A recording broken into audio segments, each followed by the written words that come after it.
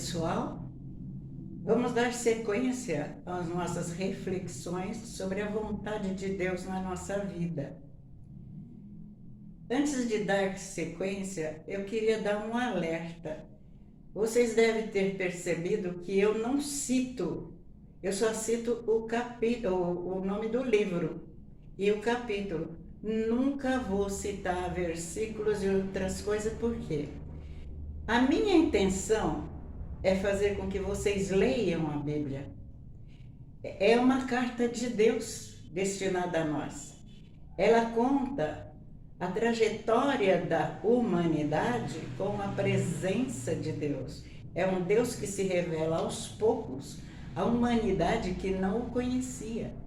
E se eu não fizer parte dessa humanidade que não conhecia Deus, eu vou continuar sem conhecê-lo até agora. Assim como está acontecendo atualmente. Cada um faz seu Deus particular. E não é essa a nossa intenção, a intenção do cristão. Todos os cristãos têm por obrigação de falar a verdade e ler a Bíblia. Por isso eu peço para vocês, façam esse gesto magnífico na sua vida. Leia 10 minutos de Bíblia por dia e reflita durante o dia o que é que Deus queria dizer com aquelas palavras.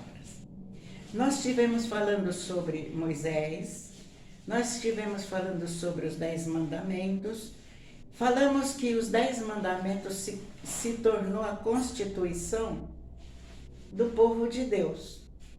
O que é uma constituição? Nós estamos cansados de saber, são as leis que regem um governo. E se o governo era de Deus, ele deu os 10 mandamentos para que a gente tivesse felicidade, muita felicidade. Porque quem segue os mandamentos de Deus é pessoa perfeita. É pessoa perfeita. Ama a Deus sobre todas as coisas e o próximo como a si mesmo. Então, hoje nós vamos dar um resumo do Pentateuco. O que é Pentateuco? São os 5 primeiros livros da Bíblia, que conta toda essa trajetória do povo de sair da escravidão, se tornar um povo formado por tribos, cada tribo independente, cada tribo dono de uma terra, cada tribo fazendo o que era necessário para que todos vivessem bem. Viviam em unidade, quando um precisava, o outro ajudava. Se faltasse, por exemplo, o trigo numa tribo, a outra que tivesse com fartura, dava.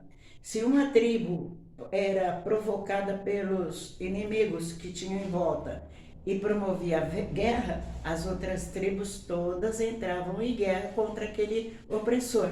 E assim eles viviam, sob o comando de Deus.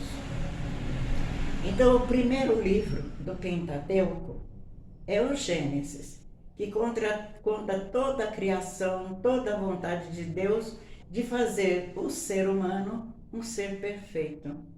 Mas o pecado entra no mundo e o ser humano se torna imperfeito. Depois do Gênesis, que é um livro bem grande, e Gênesis quer dizer origem, da origem de tudo que existe, de tudo, até mesmo do mal.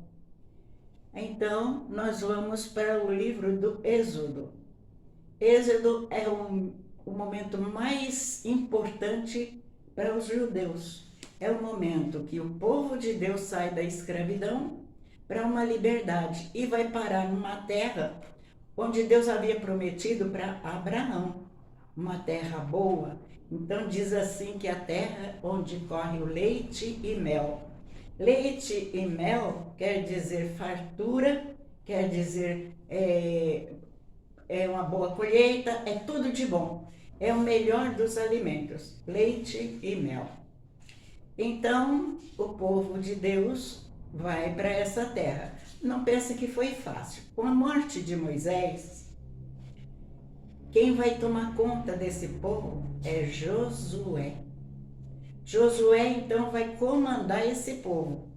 Mas esse povo já está todo estruturado. todo estruturado. Para isso a gente vai ver, depois do livro do Êxodo, vem o primeiro livro que forma as leis do povo, que é o Levítico.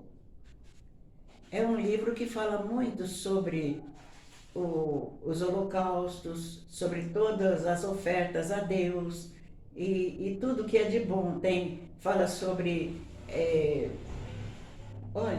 sobre tudo, sobre religião, sobre julgamentos, sobre tudo. Quem gosta de saber de história antiga, leia o Levítico. Depois do Levítico, vem então Números. Naquele tempo, quando tinha um recenseamento, era proibido o povo de Deus ser contado. Não era, só Deus podia contar o povo. Só Deus.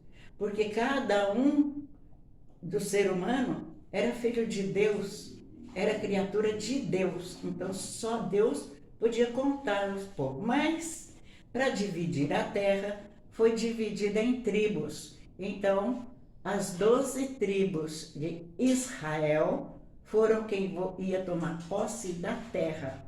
E assim foi distribuída entre as tribos o domínio da terra. Depois do Levítico e do Números, veio o Deuteronômio. Isso. Completando assim os 5 primeiros livros da Bíblia, chamados de Pentateuco.